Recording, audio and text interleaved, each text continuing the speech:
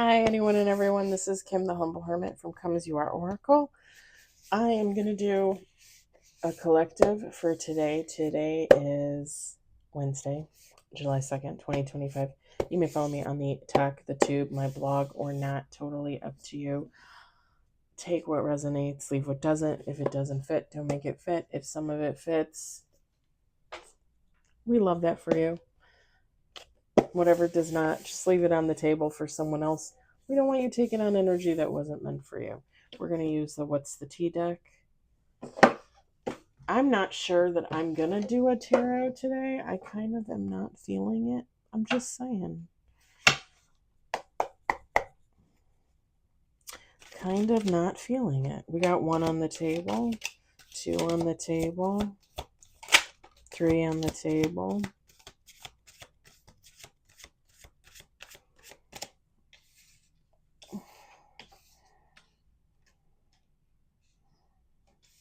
Woo! Wee! 4 on the table.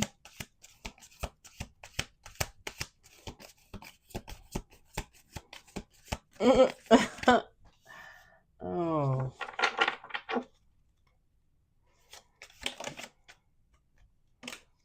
5 on the table.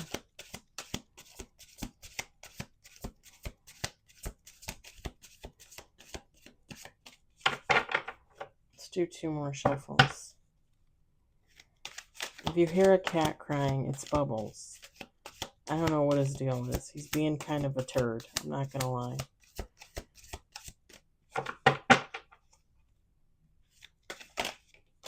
Six on the table. Last shuffle, last shuffle. 7 on the table in reverse. Oh, 8 with bottom of the deck. I always love it when we get the tea. This is one of those readings, y'all. We've got moving on. We got child services. We're going to talk about this because you guys know how I feel about child cards or baby cards. Carless. Happiness hater. Moves in silence. Dirt digging. Dirt digging. We've got girl fight in the reverse. And then bottom of the deck, kissing ass. Feminine, masculine, take how it resonates, doesn't matter.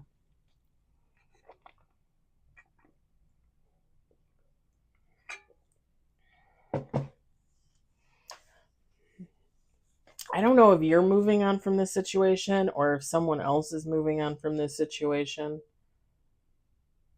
Maybe you moved on before and now they're finally getting a hint and they're moving on.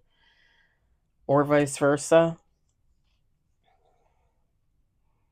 Whoever, so there's energy here that's negative. And whoever this person is with the child services card, I've said this before in other readings, like when I get like child cards, cards about kids, stuff like that, I don't necessarily always get like, oh, like it's kids, or oh, you're abusing your kids, or oh, they're abusing their kids, or oh, kids, babies, babies. I tend to get, when I get cards like this, I tend to get this in reference to adults. That's the energy that I usually pick up on. So whoever this negative energy is in this reading, whoever this person is, I think this is, it could be a past lover, but I'm going to say more like a friend or a family member. This is someone you might have like had to take care of, or this is someone like codependent. They always need people around, like a child. Like they act like a child, they behave like a child. Like they need like constant attention. It could be somebody that literally needs to be taken care of, someone with special needs. Or it could just be somebody like really codependent. Because I'm not getting like real kids. I'm getting like behavior. And I get that a lot. I get that a lot. People tend to look at that and they're like, oh, somebody's abusing their kids. Somebody's acting like a kid and they're abusive. Could be it. Whoever this person is, there's someone that doesn't drive, they don't have a car.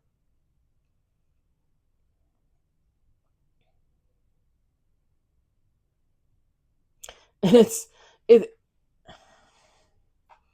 or if they have a car, like maybe it needs to be fixed so they can't drive it. Maybe they Uber everywhere, or they ask a family member or a friend to drive them everywhere. This happiness hater card, this is somebody that would like if you were friends with this person and you moved on, right? You just didn't want to be friends with them anymore. They're too negative, whatever the case may be. They are looking at you as like a happiness hater. Like how could you, like, we were such good friends, we were so happy.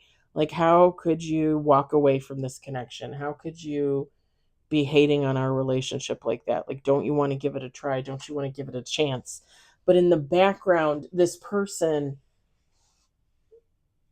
they obviously did something to hate on the relationship from within. Again, maybe they were abusive, maybe they were just too codependent. Like, there's something there in the background. Like, they're the ones with the real issue. You walked away. But they're telling everybody else, like, oh, they didn't want to be friends with me. They changed their mind. They don't like me. They don't like having, spending time with me, or, like, just really, it gives off victim vibes. Again, and when you, here's the thing, there's a difference between being a real victim of something and then portraying yourself as a victim for status or attention, right? That gives off codependency vibes in and of itself. Like, you literally need to lie to people and tell them that somebody treated you bad when they didn't, to get them to stay, to get them to hang around, to get them to continue to be your friend, your family member, your lover. That's so codependent. That is so codependent. But that's what this gives. It gives us somebody like, oh, they hurt me. When really, like, you know, if they weren't abusive in this relationship,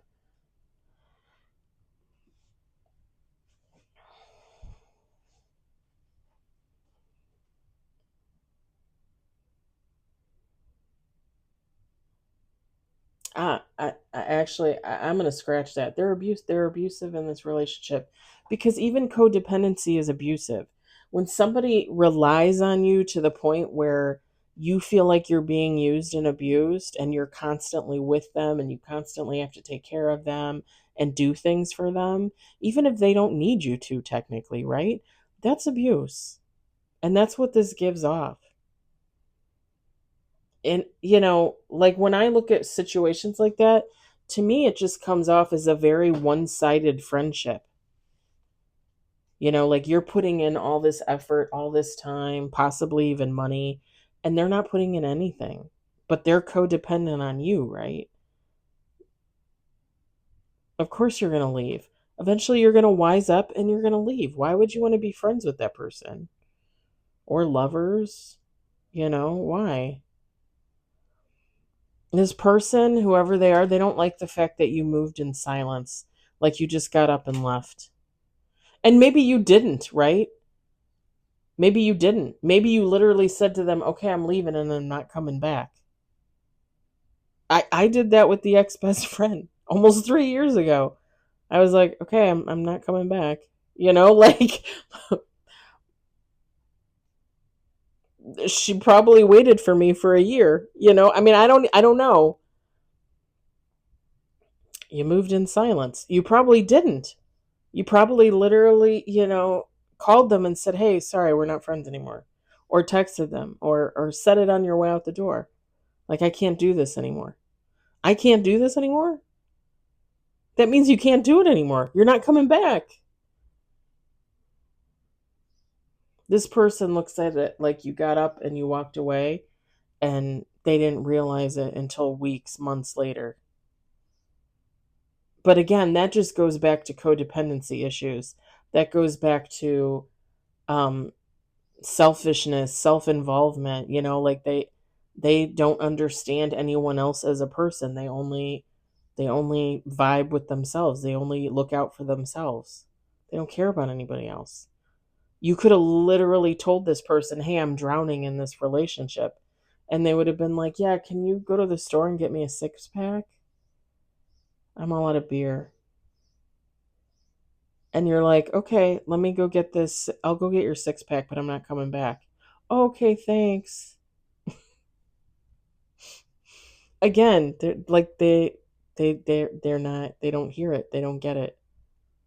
And then later on they're gonna turn around and be like, oh, they were so mean to me. They treated me so bad.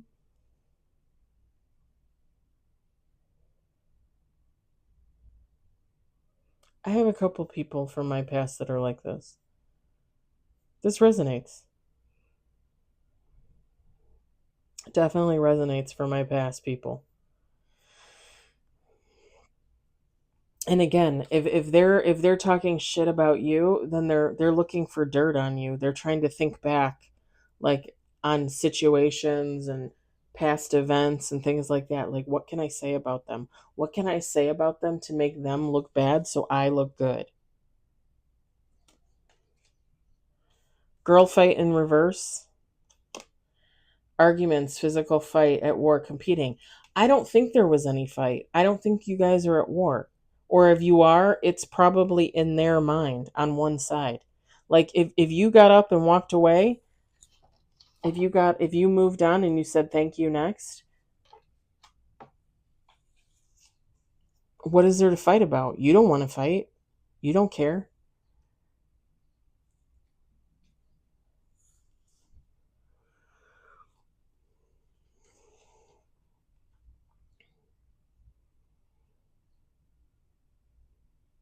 I think this person would do everything they possibly could to make you look bad and to make themselves look good leading up to a fight. And then if a fight were to be called into action, this person would be like, oh no, I'm not going to fight you. Because they would think that it would make them look good. It would make them look more like the victim.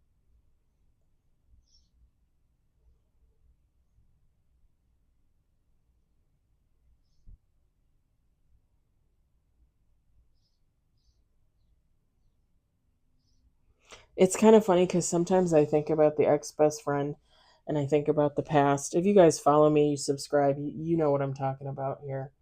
I think about me walking away from that situation almost 3 years ago. And I fully believe that when I first walked away and I went no contact, I'm sure like those first couple months, maybe even a year, I'm sure I was talked about in that circle because she had a circle. She has a lot of friends. She has a lot of family. They all put up with her abuse. They all cover it up for her.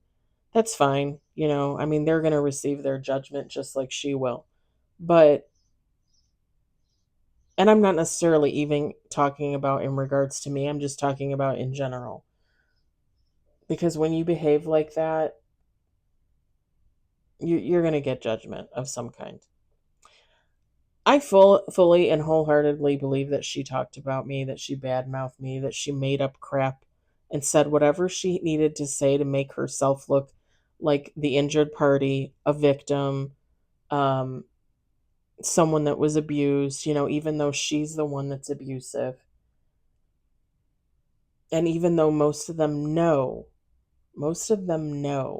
that she's the abusive one.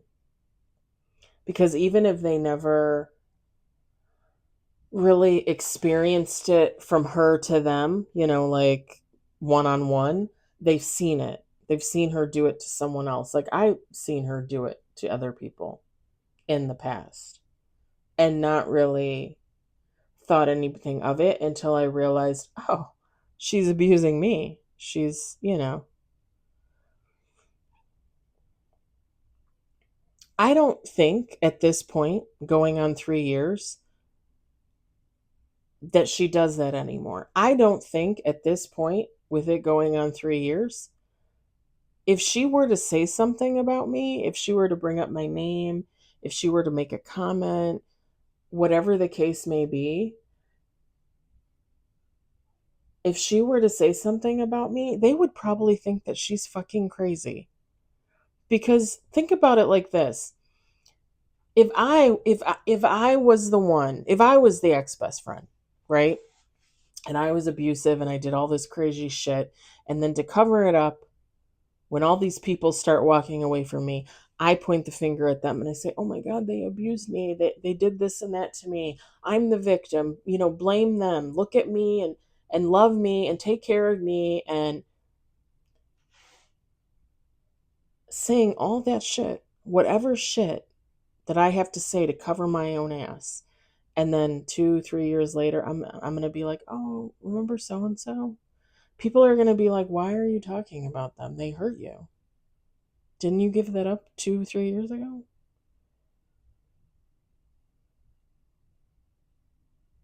It's suspicious. Like if she's still talking about me 2 to 3 years later, there's suspicion there. How could there not be? Like, why would you be talking about somebody that you claim is neglectful, somebody that treated you like shit, somebody that, stole your man, somebody that, used you, did this, that, and the other? Why would you still be talking about them? Wouldn't you have put that behind you and moved on with your life? And the funny thing is that I often, because I'm just gonna be brutally honest. I don't necessarily think that she follows me and watches me every day. I don't think that. Could she be? Of course she could. I have no idea. I don't really care. However, if any one of her friends or family wanted to know what I was doing with myself, wanted to know what happened to me, all they would have to do is Google my name, where I live, the state. I mean, shit, they could find my address, they could find my phone number. You can find all of that stuff online. If you dig deep enough, you can find my past addresses. If they were to get online, they would find my YouTube accounts. They would find my TikTok. They would find my Facebook. I don't have anybody blocked. I don't have any of her family or her friends blocked. I don't have her blocked. If they wanted to know what I was doing with myself, they could see what I've been doing these last 2.5 years. I've been living my life. And other than talking about what happened to me, what she did to me, what she did to our relationship, I don't usually think about her that often. Other than I hope she gets help. I'm working on my YouTube. I'm doing this with you guys. I have a full-time job. I just finished writing a book that I'm going to edit, that I want to paint a cover for, that I'm saving to self-publish. I'm going to write another book, unrelated.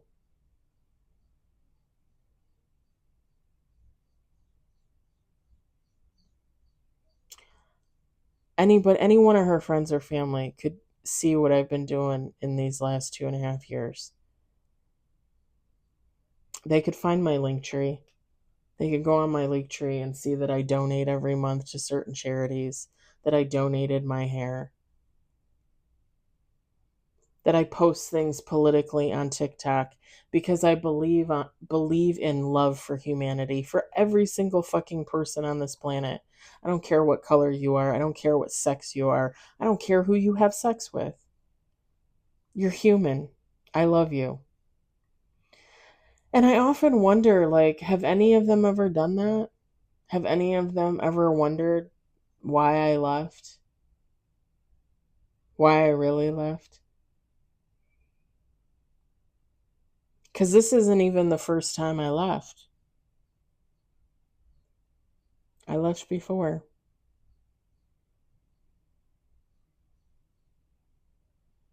2009, 2010, something like that. 2008, maybe.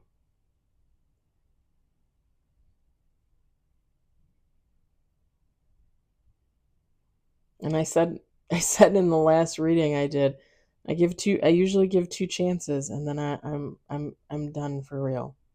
And that's been in all my relationships, lovers, friends, family members.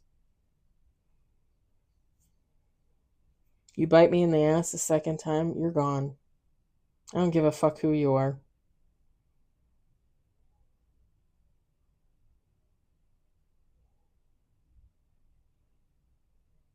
I gotta wonder if this person very much gives off the energy of the ex best friend, you know? Just a not good person, a liar, you know? Using a good person as a scapegoat. And how long do you think you can keep up that kind of facade? How long how long do you think you can remember all those lies you told about somebody, you know?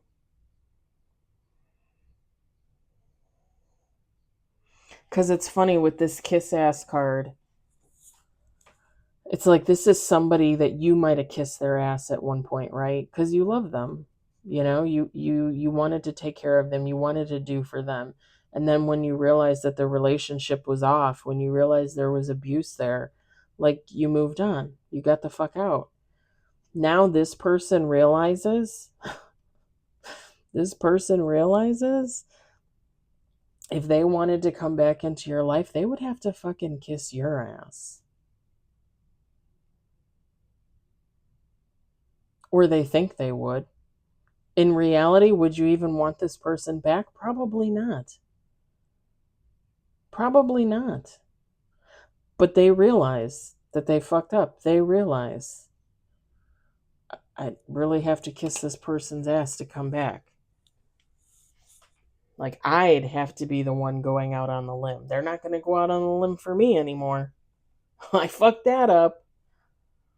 Yeah.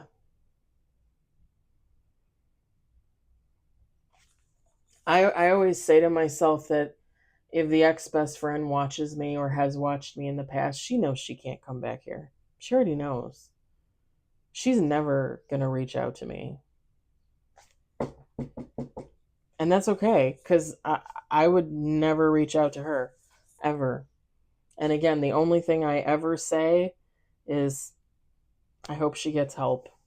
I really hope she gets help. She needs it.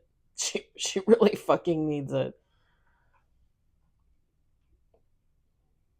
But I would not have anything to do with her. And it's kind of funny because now when I watch tarot readings from other readers and I watch Oracle and they're like, "Oh, this person's going to reach out to you. They want to apologize, but it might be fake, da da da da da." You hear the same things over and over again in readings. Everybody has the same energy. Everybody experiences the same type of relationships in the world. There's only so many ways people can cheat on you, abuse you, right? Everybody's experienced it. But it's funny because when I watch those readings and I hear like, "Oh, somebody's going to reach out to you." And I always just kind of laugh because she would literally have to be out of her fucking mind to think that she could reach out to me and either A, I would say anything, or B, that I would when if I did say something that it would be like, "Oh, I love you, I miss you, I want to see you." I would never say that. She would literally have to be insane, like in a padded cell, and they give her like a little phone with a pad on it so she doesn't try to harm herself with it. Like, and I'm not laughing to be mean. Like, seriously, she would have to be cuckoo, or as my mom used to say, nutsy Fagin. I don't know where she got that from. but she always said nutsy Fagin, like crazy. She would have to be crazy to think that I would have anything to do with her ever again. It makes me laugh every time I hear readers say it. Like, oh, they're coming back. They're coming back. And sometimes I get the readings too where the energy is like somebody from the past is coming back, somebody wants to apologize and all that jazz. And I always tell you guys the same thing. I don't know if they're really coming back. Just because they feel that way, just because someone feels remorseful, just because someone has regret, they don't necessarily do, you know? Like like where was the regret when this was happening? Like where was your moral compass, your values when you were treating somebody like trash? And now weeks, months, years later, like you want to come back and apologize? To me that apology is worthless. To me that would be worthless. Because that means, like in my case, that means she would have sat there for 2.5, almost 3 years, knowing that she needs to come in and apologize, knowing that she did wrong, knowing that she was the one that started the situation. She's the one that abused me. And now she wants to come in and apologize. And to me, the only apology that would be worthwhile is her apologizing to her friends and family for being a liar.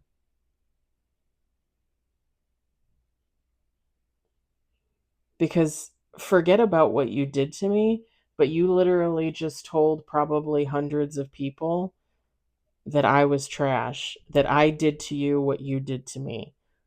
Tell them the truth. Apologize to them. They're the ones that love you. Those are the people that are misguided in their love for you, you know? Like don't apologize to me, apologize to them cuz you misled them for 3 years. You know what I'm saying?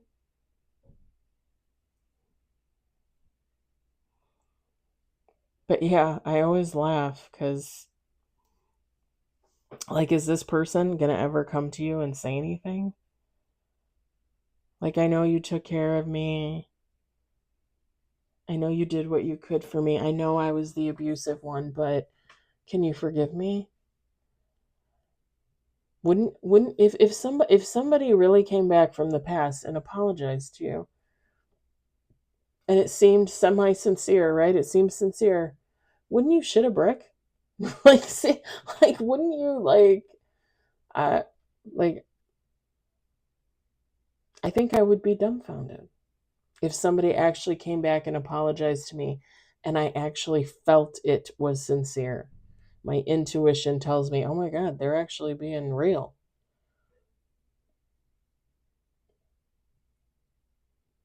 Cuz most people don't.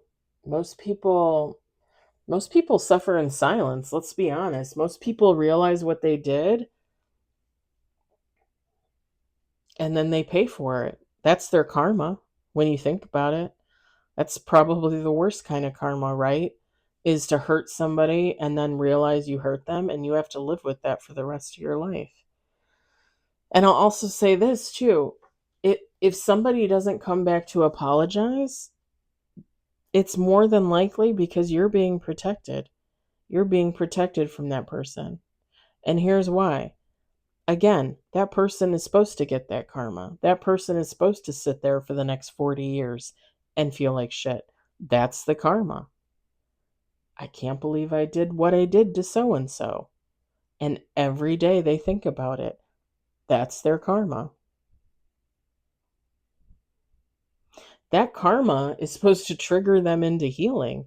That karma is supposed to trigger them into behaving differently with others. Better. Be better, do better, right?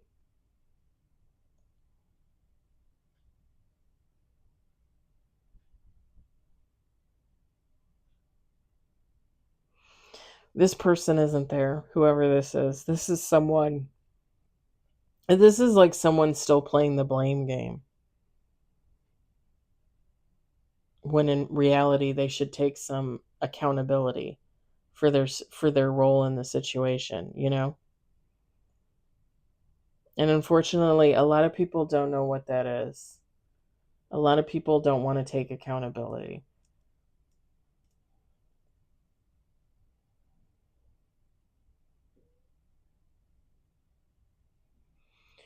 For some people, it's just about how they look to the outside world, how they look to other friends, family, that kind of thing. But for others, they know they'll get karma. The thing is, you get karma either way. God already knows. God knows what's in your mind and your heart. If you're a nasty ass person, if you give off a nasty ass energy on the daily, you do not wake up every morning to do good, to be good. God knows that. God knows if you're narcissistic. God knows if you have mental illness to the point where you're abusive. God knows that. God knows whether you're going to heal or not.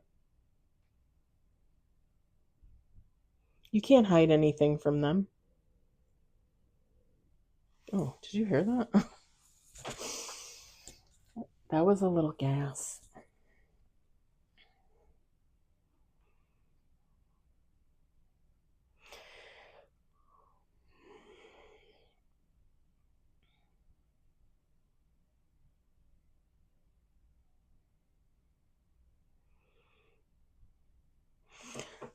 One last thing, whoever this person is, this is someone that didn't like it if you had like other friendships, if you had a lover, if you were married, that kind of thing. Like they don't like to share people.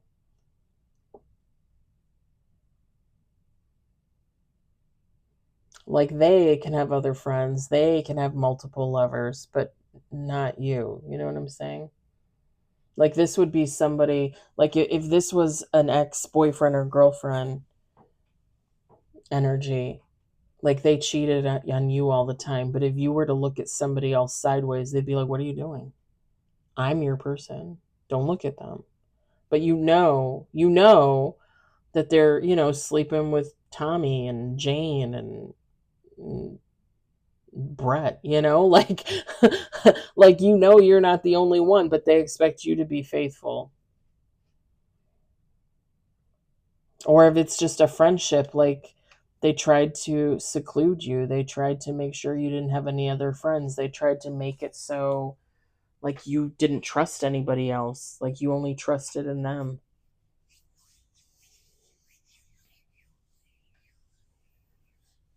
And that gives off narcissism to me. I'm sorry. I know everybody thinks that, I've said this before, everybody thinks that the word narcissism is used too much. The only thing is the reason why narcissism is used too much is because back in the day we didn't know what that label was. Now we know who is what.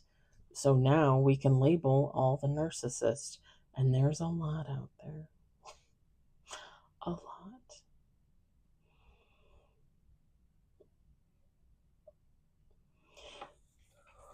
All right. I'm going to leave it there. I hope it resonated for you. I hope you enjoyed it. I hope, if anything, you found it entertaining. I hope you all are having a great Wednesday or whatever day it is, wherever you are in this beautiful world. I'll talk to you later. Bye.